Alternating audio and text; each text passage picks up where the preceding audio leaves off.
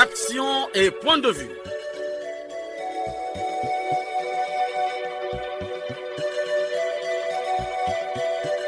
Action et point de vue. Réaction du peuple sur le développement.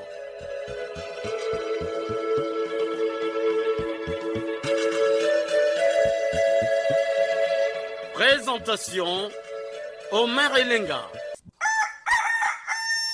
Le coq chante, l'heure a sonné.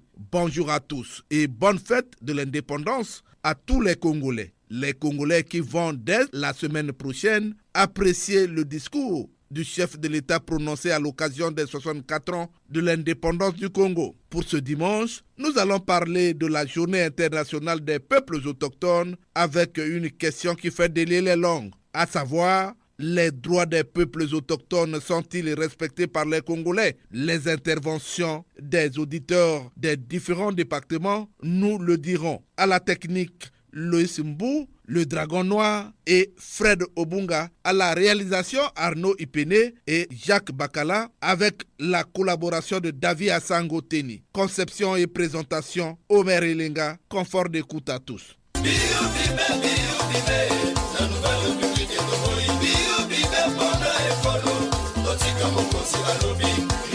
Qui ont-ils valeur la corruption d'ABJ à bannir? Une fois de plus, bonjour. Le développement ne vient pas spontanément avec le temps qui passe. Il est avant tout une affaire des humains. Le développement est fait par les hommes et les femmes. Sans hommes, sans femmes, point de développement, ni nécessité de développement. Chers auditeurs, la communauté internationale a célébré le 9 août dernier la Journée internationale des peuples autochtones. L'occasion a été donnée au gouvernement de la République du Congo de faire une déclaration dans laquelle il retrace les efforts qu'il déploie dans l'insertion des peuples autochtones. Placée sous le thème « La protection des droits des peuples autochtones en situation d'isolation volontaire », cette journée interpelle les Congolais. Le ministre de la Justice, des Droits humains et de la promotion des peuples autochtones, Ange Aimé Wilfried Bininga, lisant la déclaration. Chers compatriotes, la République du Congo, depuis des décennies, sous la conduite de son Excellence, M. Denis Sassou Nguesso, président de la République, chef de l'État, s'est résolument engagé à mettre en œuvre des actions positives en faveur de nos compatriotes d'origine autochtone. C'est dans cette optique que le gouvernement a conçu le plan d'action national d'amélioration de la qualité de vie des populations autochtones couvrant la période 2022-2025. Ce plan d'action est pour notre pays un cadre stratégique d'orientation de la politique nationale de promotion des peuples autochtones pour les 4 prochaines années. Dans cette optique, le gouvernement a pris des initiatives incitatives à l'endroit de ces peuples dans divers domaines. Ces initiatives portent, entre autres, sur la sécurisation des droits fonciers coutumiers des populations autochtones, l'élaboration de la cartographie des populations autochtones, l'organisation des sessions de renforcement des capacités des jeunes autochtones dans le cadre des activités génératrices de revenus et des métiers, l'identification des bénéficiaires autochtones dans le cadre du projet Mécanisme spécial de dons aux populations autochtones et communautés locales. La traduction en langue autochtone de la loi portant promotion et protection des droits des populations autochtones et ses décrets d'application. Les campagnes de sensibilisation et d'inscription des enfants autochtones ont par ailleurs permis d'enregistrer un meilleur accès des enfants autochtones dans les établissements scolaires. Le gouvernement a également pris des dispositions pour la consultation et la participation des populations autochtones à la mise en œuvre des projets ou programmes de développement socio-économique ayant des impacts sur leur mode de vie et leurs ressources. Le gouvernement a ainsi adopté les directives nationales de mise en œuvre du processus de consentement libre, informé et préalable. De même, le gouvernement a pris des mesures pour assurer la formalisation du droit à la citoyenneté des populations autochtones. À ce titre, après les campagnes foraines de 2023, qui ont abouti à la délivrance de 7 928 actes de naissance et plus de 1000 cartes nationales d'identité, les campagnes de l'année 2024 en cours augurent de meilleures perspectives. De plus en plus des jeunes autochtones travaillent dans la fonction publique et des sociétés privées. Ils sont mis à profit dans les activités de conservation de la biodiversité et de boisement à travers le pays.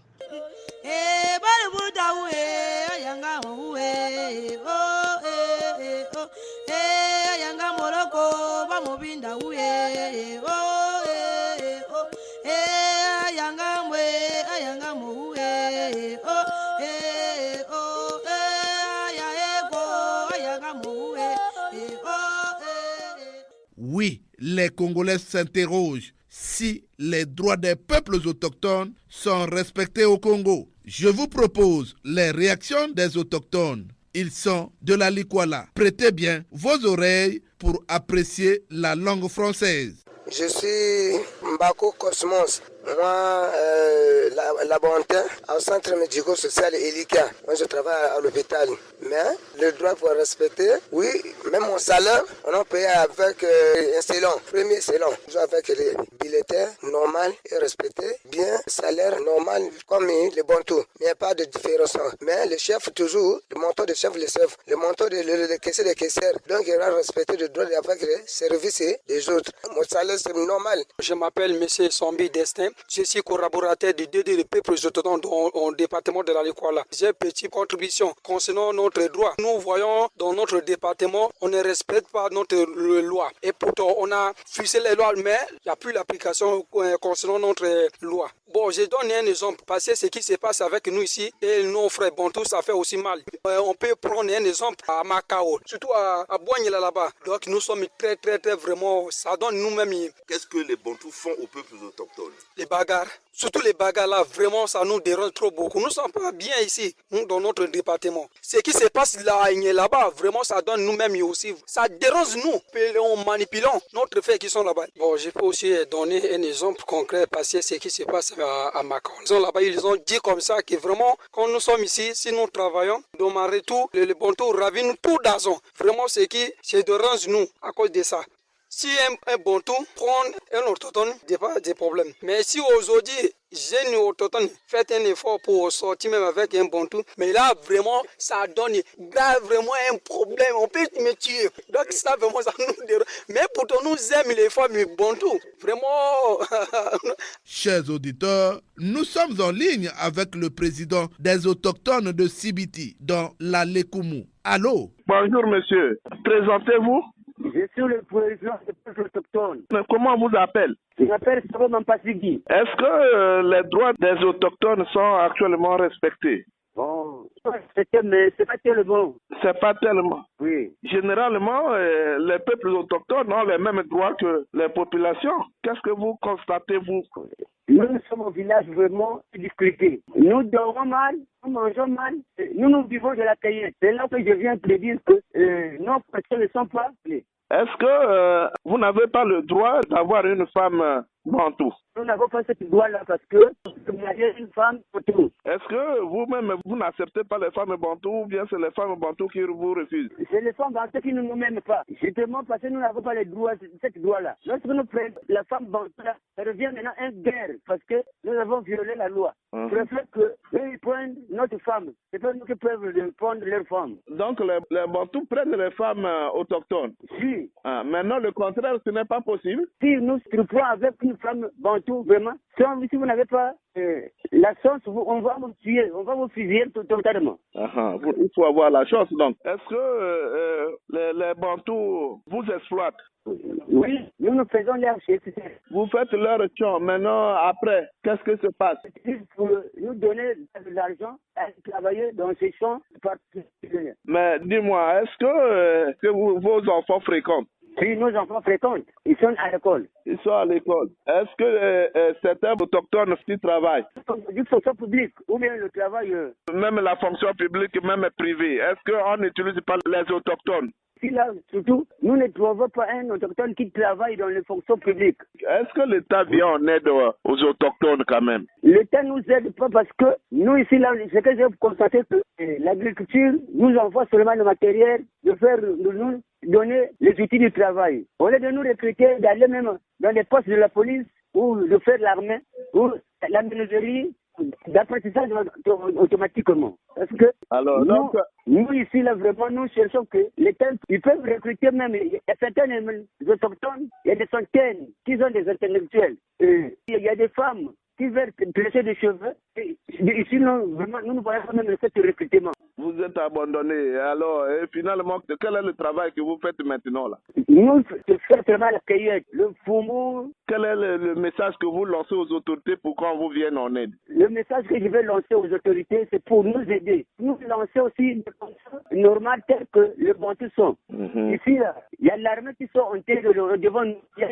Il y a des apprentissage, donc la conduite, la menuiserie. Nous aussi, on nous recrute, la maçonnerie. C'est ce travail-là qui cherche que demain, après-demain, nous serons aussi des hommes, tels que vous. Donc, ce message-là, je le transmets ça au niveau du gouvernement. Les droits des peuples autochtones sont-ils respectés au Congo? Les Bantous donnent-ils la possibilité aux autochtones d'organiser leur vie?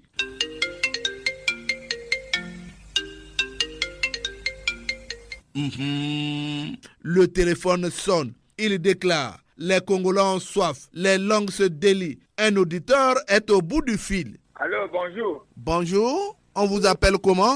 Anissé Faustin, depuis le quartier Bilaké Mawesso. Anissé Faustin, vous êtes en direct sur la chaîne nationale. Aujourd'hui, nous parlons de la journée internationale des peuples autochtones. Pour cette année, le thème, c'est la protection des droits des peuples autochtones en situation d'isolation volontaire. Alors, nous posons la question, est-ce que les droits des peuples autochtones sont respectés au Congo, Anissé Faustin? Merci, M. Omer Elenga. Parlons des droits des autochtones au Congo.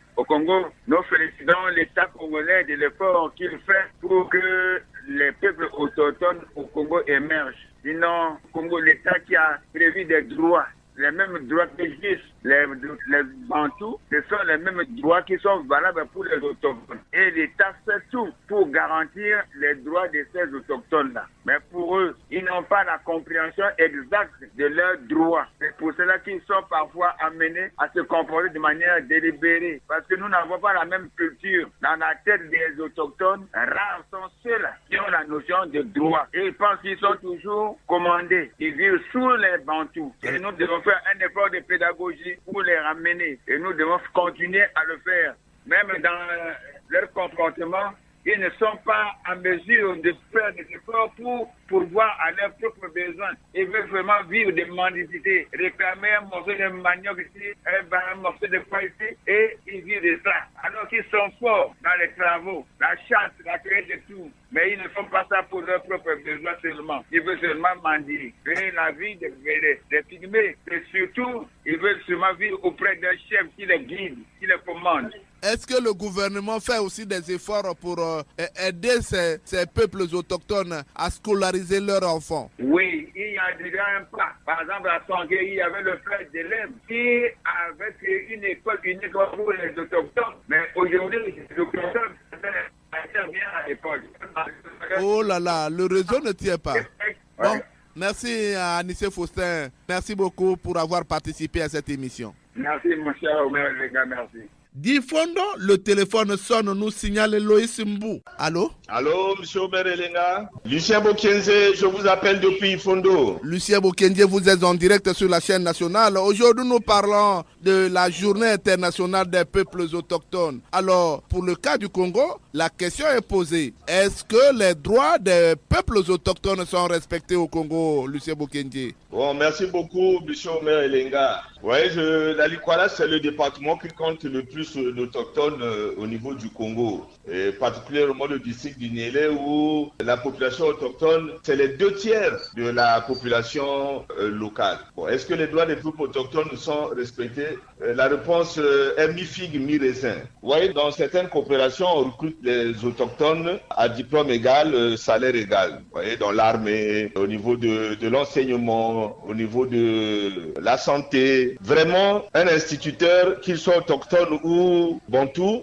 ils ont le même traitement. Mais le paradoxe, c'est qu'aujourd'hui, on continue d'avoir des Bantous qui pensent qu'ils ont le droit de citer sur les autochtones. Donc, pour eux, les autochtones, c'est leur bien privé, c'est leur propriété. Et ils sont là pour leur faire des travaux champêtres, ils sont là pour aller à la chasse pour eux, Et en contrepartie, ils n'ont aucune rétribution. Dans certaines sociétés forestières, il y a des gens qui se sont érigés, je ne sais pas quel terme il faut utiliser. Quand les autochtones vont toucher leur salaire, ils arrivent, chaque fin du mois, l'autochtone lui doit toujours de l'argent. Et c'est toujours le même montant. À croire que c'est eux qui avaient mis au monde cet autochtone et encore comme ça, nos enfants, ils travaillent, nous ne connaissons même pas leur salaire. Lorsque un Bantou donne des cartouches à un autochtone pour aller à la chasse. Quand il a donné 10 cartouches, l'autochtone doit lui amener 10 gibiers. Pour peu qu'il amène seulement 9, mais c'est la bastonnade.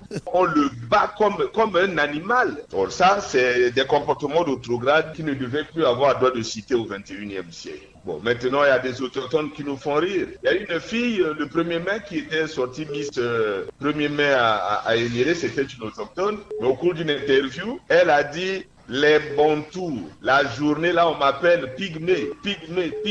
Mais la nuit, c'est les mêmes autochtones qui sont dans ma chambre. Ah chérie.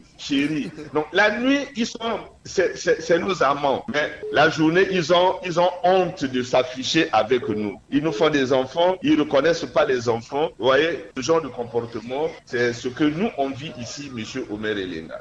Avez-vous un message à dire aux autorités du Congo, puisque ce sont les autorités qui devraient mettre en pratique les droits des autochtones? Donc tout ce qu'on peut dire au ministère des droits du peuple autochtone, donc de la justice, c'est d'intensifier les actions de sensibilisation. Qu'ils aient beaucoup de moyens pour pouvoir descendre, pour intensifier vraiment la sensibilisation, que l'autochtone, c'est un Congolais, puisqu'il a un acte de naissance, il a un livret, il vote, il a tous les droits civils et civiques. C'est donc, on devait le considérer comme tel, comme on considère nos frères. Merci Lucien Boukenje depuis Ifundo. Allô? Oui, Omer. Allô, bonjour. Bonjour, Omer Elenga. Je suis Félix Oborongaporo, du Katalangaï, Brazzaville. Félix Oborongaporo, aujourd'hui nous parlons des peuples autochtones. Est-ce que les droits des peuples autochtones sont respectés au Congo? Omer, merci de votre antenne étendue. Il faut encore le rappeler. Ces peuples vivant depuis des décennies dans le périmètre des forêts de notre pays, leurs lieux naturels dans l'ensemble sont éparpillés dans certaines localités du pays. Ils ont leur mode de vie au Omer Elenga depuis près de 20 ans. Il existe une reconnaissance effective des droits de ces peuples par les pouvoirs publics, les associations politiques et les ONG, afin d'élaborer les politiques des plans de sortie intégrale pour leur bien-être. Jusqu'à ce jour, ces plans de sortie n'existent que dans les discours et dans les bureaux des pouvoirs publics. À cet effet, toutes les promesses historiques par les organisations des pouvoirs, les organisations, les ONG, les associations apolitiques et les pouvoirs politiques sont des promesses qui existent sur papier, sans précision, sans mesure d'accompagnement. Pour ces peuples, au parcours exceptionnel, il faut leur doter des vêtements, il faut leur faire oublier les maisons en péage, il faut leur donner des fourrages, il faut leur doter, il faut leur donner des écoles, il faut leur donner des dispensaires, l'électricité pour ceux qui ont accepté la cohabitation avec les Bantous. Il faut leur donner des jugements de leurs enfants après la naissance. Omer Elenga, étant donné qu'à nos jours, on compte parmi nous, à travers la couverture nationale, les intellectuels des autochtones capables d'être au Parlement, au Sénat et à l'Assemblée. Ils peuvent aussi se représenter comme élus locaux dans les localités. Ce n'est que de cette manière, Omer Elenga, que l'on peut parler des droits des peuples autochtones, Omer Elenga. Félix Oborongaporo, je vous dis merci d'avoir participé à cette émission. Omer Elenga, nous voulons constituer une délégation avec votre permission, des gens capables d'être en face du ministre pour qu'il nous ajoute les 15 minutes qui restent. Parce que nous sommes en train de traiter les problèmes du pays, c'est pas par fierté, mais une manière à nous de construire le pays Omer Elenga à travers cette émission. À très très bientôt, Omer Elenga, une bonne santé. Merci Félix Oborongaporo de votre suggestion. Les Congolais ont toujours soif. Allô? Allô, bonjour monsieur le maire. Jules Mesmer depuis Pointe-Noire. Jules Mesmer, est-ce que les droits des peuples autochtones sont respectés au Congo? Maire, notre code de la famille ne dit-il pas que la personne humaine est sujet de droit de sa naissance à sa mort et que toute personne humaine est sacrée. Il dit encore que tous les citoyens congolais sont égaux en droit et ceci dans son article 4 du préambule. La loi est la loi. À cet égard, je prends en considération ni la race, ni la religion, ni le sexe, ni les conceptions philosophiques des personnes dont, dans son article 4 du premier titre, les droits du peuple autochtone ne sont pas respectés au Congo. Personne ne me dira le contraire. Même s'ils sont habitués et préfèrent vivre dans les forêts, ils mériteraient une attention comme tous les Congolais qui en bénéficient. Au maire, allez-y à Sibiti, à Béné après Gamboma, à Ouessou, bref, partout où ils existent. Combien de personnes combien de Bantous ont épousé une fille autochtone et ceci vice-versa. Donc c'est pour dire que ces personnes ne sont pas considérées. Ils n'ont pas de droit à leur faveur. Regardez au maire, dans tout le Congo, il n'y a eu que 5 enfants autochtones. C'est une des preuves qui fait qu'ils ne sont pas considérés. En conclusion, au maire, les autochtones au Congo ne sont pas respectés. Ils sont marginalisés partout où nous passons. Donc personne ne lui dira le contraire au monsieur au maire. Vraiment, après avoir dit cela, je crois que j'ai terminé. Et bonne journée à tous ceux qui nous écoutent. Merci, monsieur au maire. Merci beaucoup, Jules Messimet depuis Pointe-Noire. De Yoporo, un auditeur fait sonner le téléphone. Allô?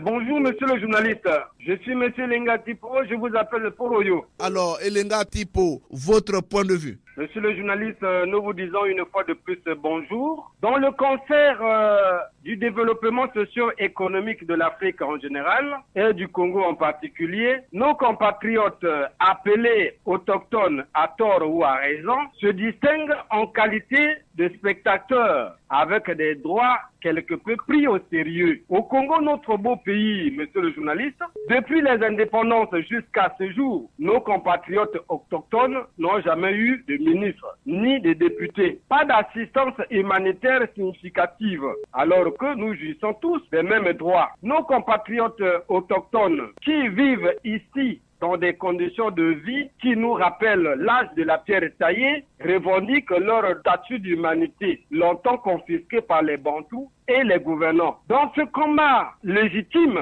de leurs intérêts vitaux, nos frères et sœurs autochtones sachent que dans leur mépris du brassage culturel et leur attachement avéré avec la forêt, le grenier de leur vie, ils portent en eux-mêmes le virus de leur retard culturel et économique qui les condamne à une vie de la main tendue. En clair, monsieur le journaliste, les droits des peuples autochtones ne sont pas bien respectés sur toute la ligne. Les raisons de ces manquements restent à partager entre les gouvernants et les autochtones eux-mêmes qui doivent se ressaisir. Elenga Tipo, est-ce qu'aujourd'hui un autochtone peut prendre une femme bantou sans que cela n'apporte des risques? Non, mais les autochtones vivent sous le joug des bantous et l'inverse est impossible, quasiment impossible. Mais s'ils peuvent avoir lieu, mais c'est pas aujourd'hui. Et comme je l'ai dit, j'en ai terminé. Bon vent à cette très belle émission des Congolais et nos salutations additionnées de beaucoup d'encouragement au club d'écoute d'Engelo Kassa, Abala Paris, Olombo Bosso, Makwa Penda et que sais-je encore. Merci beaucoup, monsieur le journaliste. Merci Elenga Tipo. De Pointe-Noire, la ville Océane, le téléphone sonne. Allô? Bonjour, monsieur Omerele. On m'appelle Jean-Marie Makaya, je vous appelle de Pointe-Noire. Jean-Marie Makaya, je suis à l'écoute. Oui, monsieur Omerele. Bonjour encore. Peuple mythique, avec 5% de la population mondiale, disposé hier à tout faire pour les Bantous depuis des lustres et communément appelé Pygmées, ce peuple de nos jours par litote s'impose sous l'appellation d'autochtones. Ils ont des droits et des devoirs vis-à-vis du reste du monde, d'où leur considération par l'UNESCO, comme vous l'avez dit, journée du 9 août, mais de nos jours. Alors, à cet effet, ils ont ces droits-là. Quel droit doit-il avoir? Je crois, je vais les aligner pêle-mêle, ces autochtones doivent avoir comme droit, d'abord, un droit d'assistance, droit de jouissance, droit de soins médicaux, droit de scolarisation, droit de transport, droit d'expression, et droit de vote, etc. Je peux donc à ces côtés aussi insinuer pour dire qu'ils ont des devoirs. Oui, c'est vrai, ils ont des devoirs. Mais quels sont ces devoirs, M. Omelenga? Ils sont bien plus importants. Plus importants, ils sont entendus ceux qui sont tout à côté de ce qui est des droits, mais ils sont donc composés ici des antonymes, ceux que je viens d'énumérer. Et alors, bien plus haut, mais je peux dire ici, M. Omelenga, que de nos jours, on voudrait voir de ces autochtones des journalistes, des ministres autochtones, des officiers dans l'armée nationale, des pilotes, des chauffeurs, des médecins, des enseignants, des parlementaires, même au plan local, ne serait-ce que des conseillers départementaux, par exemple, et aussi peut-être, pour connaître un peu la parole de Dieu, il serait aussi là des évangélistes, et pourquoi pas encore dans la culture, ce serait aussi des sapeurs, pourquoi pas, M. Melenga. Alors, aujourd'hui, est-ce que le salaire d'un autochtone est le même avec un bantou dans une entreprise?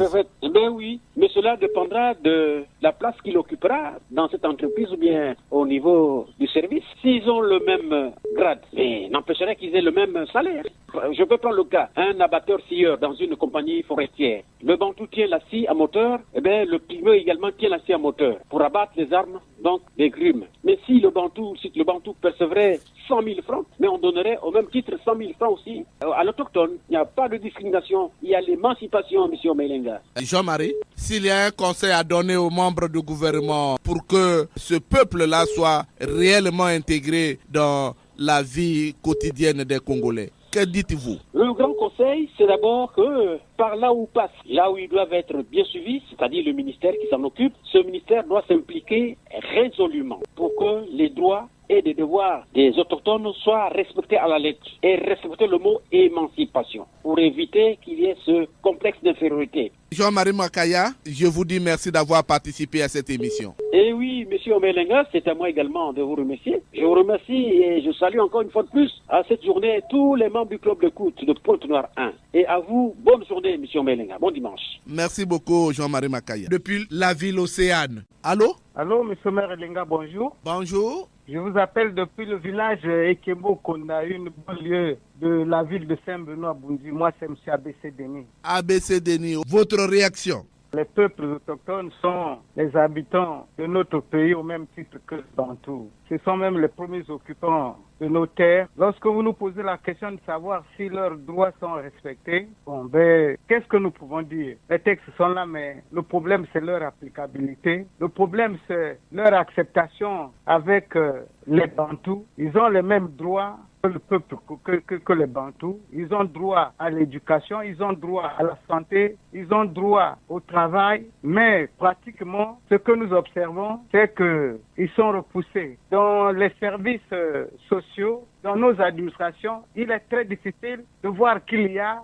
un peuple autochtone qui est chef de service ou bien qui est employé quelque part, alors qu'ils ont les mêmes droits que nous. Moi, dire que les droits sont respectés, je m'inscris en faux, et même s'ils sont respectés, mais leur applicabilité pose problème, M. Melenga. Ils sont à leur solde, quoi. C'est-à-dire que quand on leur fait travailler, on ne fait pas une rémunération à la hauteur du travail qu'ils ont fait, qu'ils font. Et donc, M. Melenga, le ministère chargé de l'insertion de cette catégorie de personnes doit faire un effort à vulgariser les textes qu'il prend afin que ces amis-là soient acceptés comme tels dans les milieux bantous. ABC Denis, je vous dis merci. Oui. Merci, M. Melenga, et je dis bien de choses à tous ceux de nos frères qui font que cette émission-là vive. Je fais allusion au correspondant de d'Oyo, au correspondant qui est au bord du viaduc, au correspondant de nos amis du sud du pays, et longue vie à l'émission et à vous-même, M. Melenga. Merci, ABC Denis. La soif des Congolais se fait toujours sentir. Allô? M. Melenga, bonjour. Bonjour,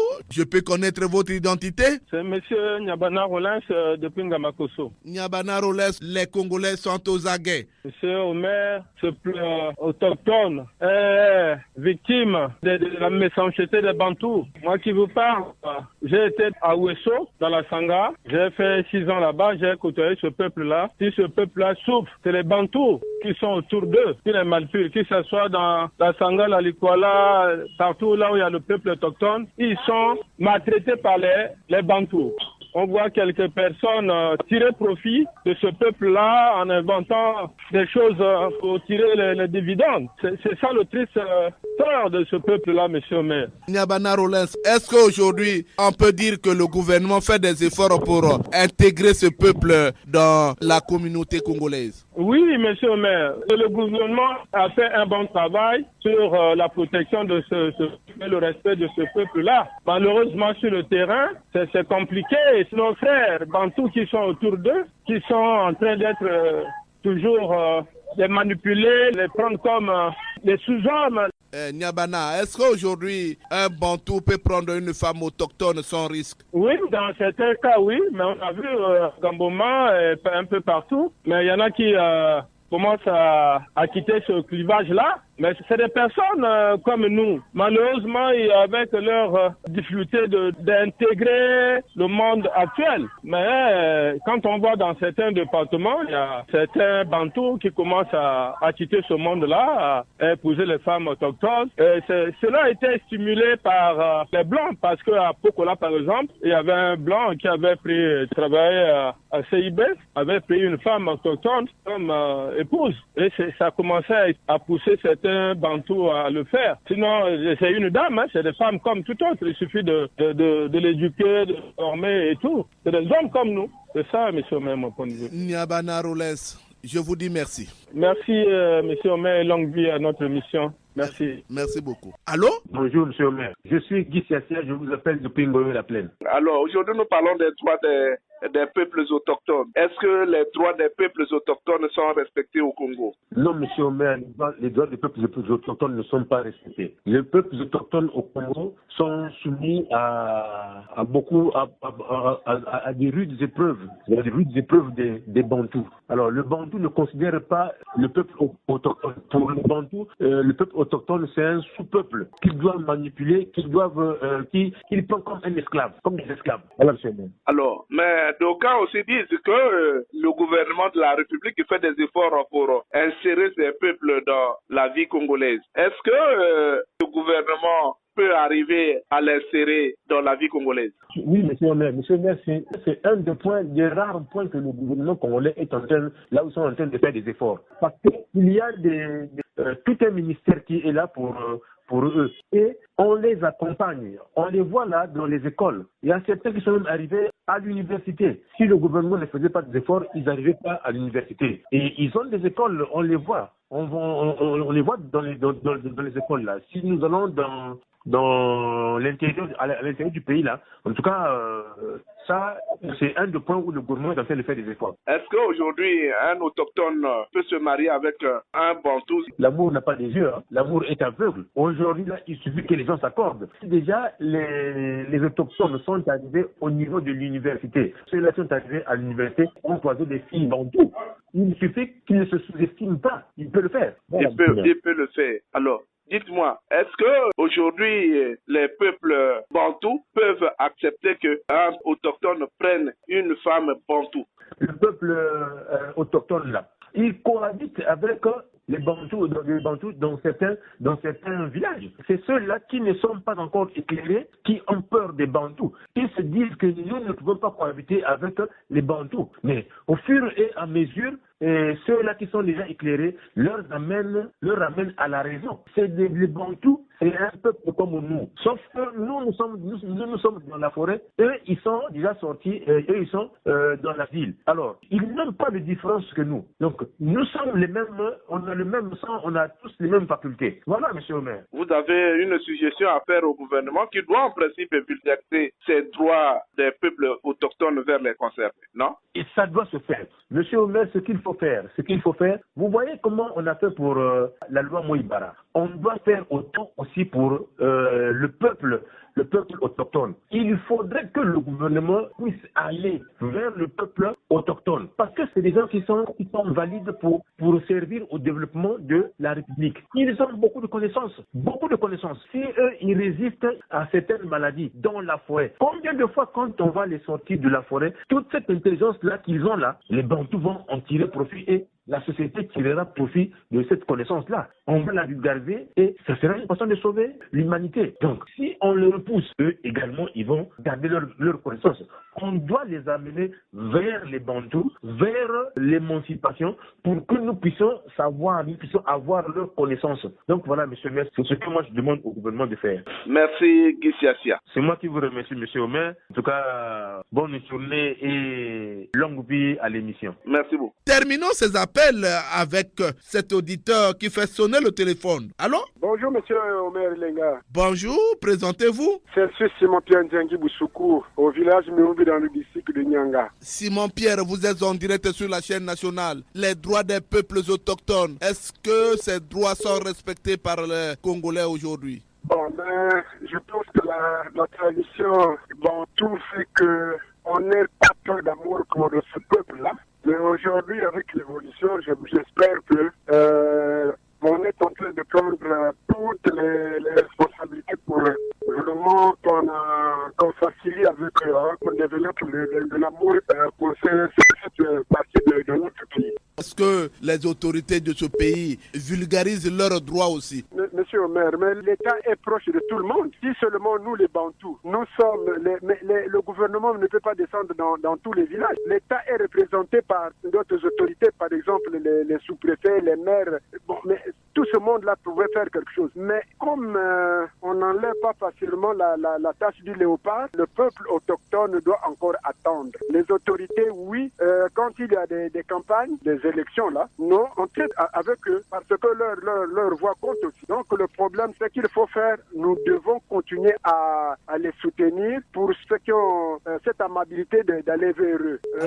Je vais vous donner pour exemple, quand j'étais en service dans la Lekoumou, un jour, j'avais très soif, j'ai demandé de l'eau parce que dans la Lekoumou, on ne s'approche pas facilement des pygmées. Mais quand je suis allé moi-même dans leur case prendre de l'eau et j'ai bu ça publiquement, les gens étaient horrifiés. Mais pourtant, ce n'est pas mauvais, c'est de l'eau propre, le bidon était propre, le gobelet était propre. Mais c'est parce qu'on a un mauvais regard sur cette petite population-là. Sinon, ils sont bien, mais malheureusement, cette répugnance-là provient de nos aïeux, de nos grands-parents. Sinon, les autorités les approchent et bon, même si ce n'est pas de manière quotidienne, mais de toutes les façons, les autorités font quand même un effort de les approcher. Généralement, quand l'aide vient du gouvernement, les autorités locales mettent des ciseaux parce qu'il s'agit des peuples autochtones.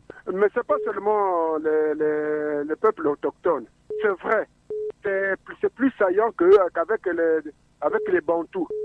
Mais c'est vrai, ce que vous dites, c'est du vécu, parce que moi-même, je dis bien dans la Lekoumou, j'en ai vécu, dans la Bouenza, j'en ai vécu, même au centre de Nyanga, ils sont là, nous sommes comme les Occidentaux devant les Africains. Simon Pierre? Monsieur Omer? On peut se séparer, non? Bon, mais c'est douloureux de se séparer de Monsieur Omer, mais de toutes les façons, on fait avec. Merci. Merci Simon Pierre pour avoir participé à cette émission. Merci Monsieur Omer, que le ciel continue à vous bénir. Ouf!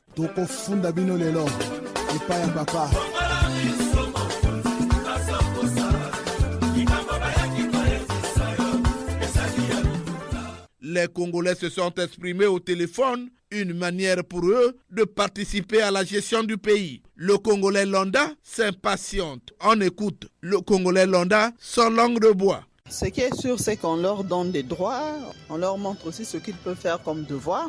Quant à respecter, là, c'est un peu suggestif et relatif parce que nombreux sont ces autochtones qui ignorent leurs droits.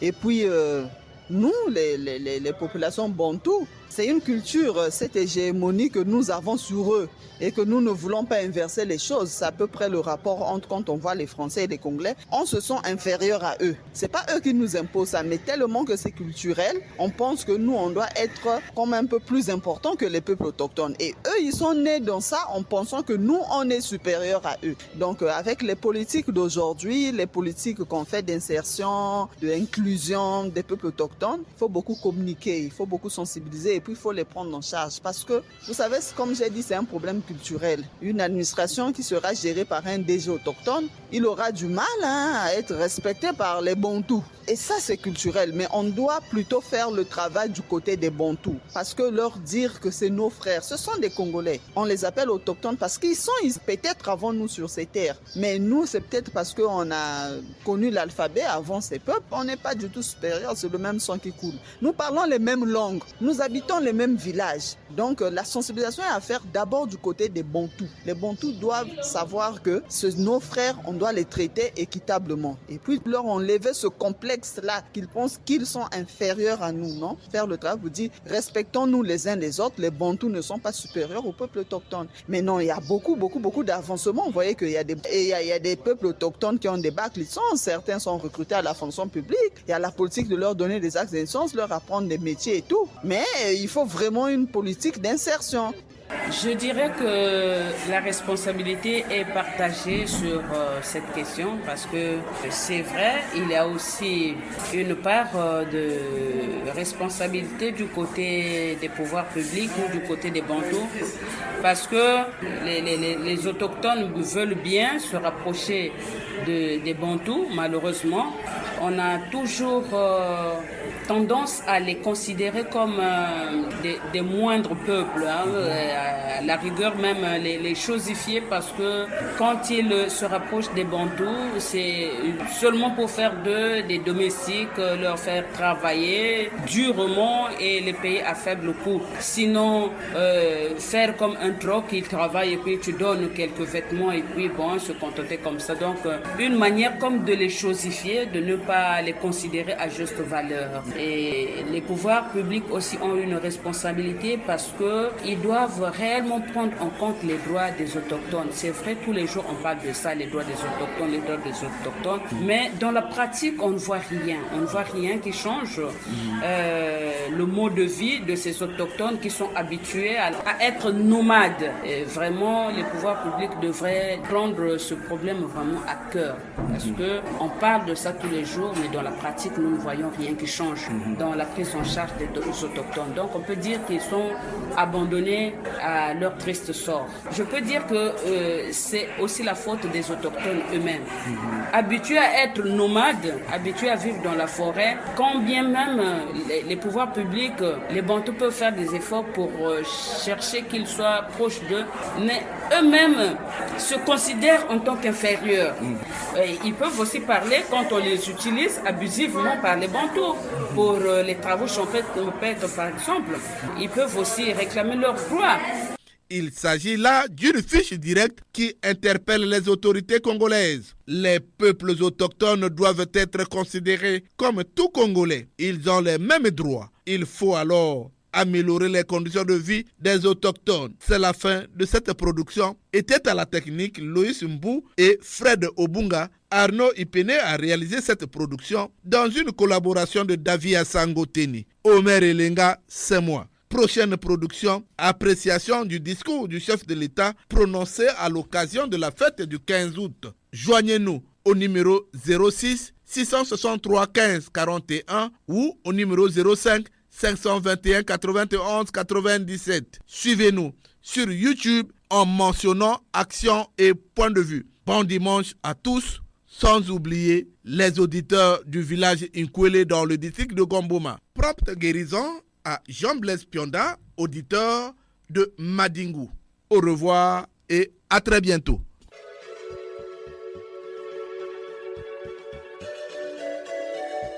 C'était Action et Point de Vue, Omer Elenga.